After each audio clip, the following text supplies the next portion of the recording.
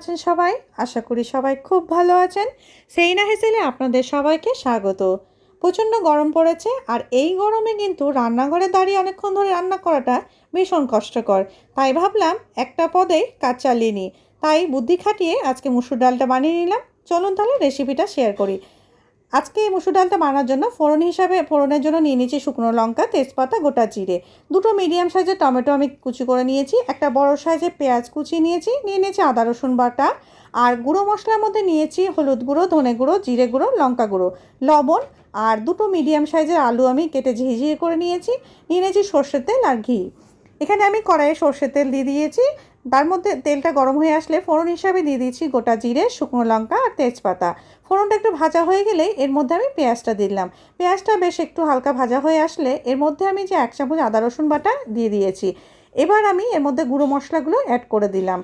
ধনে গুঁড়ো, জিরে গুঁড়ো, লঙ্কা গুঁড়ো আর লবণ, হলুদ দিয়ে আমি মশলাটাকে কষিয়ে নিলাম। এবার কেটে রাখা টমেটোগুলোও দিয়ে দিয়েছি। টমেটোটা একটু নরম হয়ে আসলে আমি যে আলু কেটে ঝিরিঝিরি করে রেখেছিলাম সে আলুটাও এর মধ্যে দিয়ে দিলাম। এবার বেশ ভালো করে মশলার সাথে আলুটাকে আমি একটু কষিয়ে নিচ্ছি। আর আমি এখানে মুসুর ডাল 3 মুঠ মতো নিয়েছি, সেটা আমি বেশ ভালো করে ধুয়ে নিয়েছি।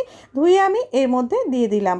এবার মুসুর ডালটাও এর সঙ্গে বেশ ভালো করে আলুর সাথে আমি এটাকে কষিয়ে নেব। বেশ 2-4 মিনিট এটা কষিয়ে নেওয়ার পরে আমি এখানে 1 গ্লাস মতো জল অ্যাড করে দিয়েছি। জলটা আপনারা পরিমাণ বুঝে দিয়ে দিতে পারেন। এবার আমি এটাকে ঢাকা দিয়ে দিব। বেশ 10 মিনিট আমি মিডিয়াম আঁচে রেখে দিয়েছিলাম। একবার দেখুন আমি এটা নেড়ে দেখছি, বেশ ডালটা সেদ্ধ হয়ে এসছে, আর একটু হবে। তাই আমি আবারও 5 মিনিট এটাকে কম আঁচে রেখে দিয়েছিলাম। আমার ডালটা পুরোপুরি এবার রেডি হয়ে গেছে, আলুটাও সেদ্ধ হয়ে গেছে।